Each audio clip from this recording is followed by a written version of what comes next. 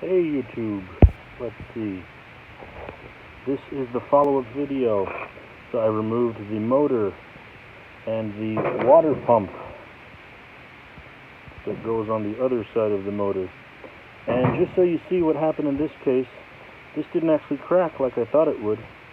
The middle wore out completely. The new one here has metal that is reinforcing it to keep that from happening. I mean, it lasted years, but it just rounded out, and so it wasn't grabbing on this shaft. So I'm going to replace it, and it should be back up and running. There's plenty of videos telling you how to take this thing apart.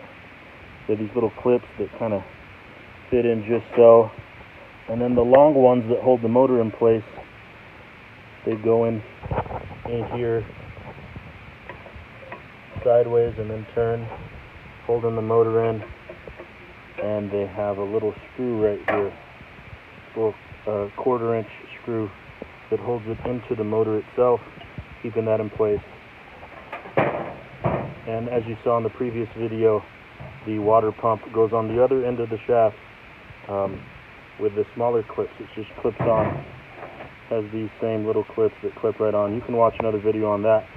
But this video is just a follow-up and showing you what could happen. It may not actually be cracked, but it's just worn out, and so that's why it needs to be replaced. So either way, this needs to be replaced, and this washer should be up and running shortly. God bless. Be well. Peace.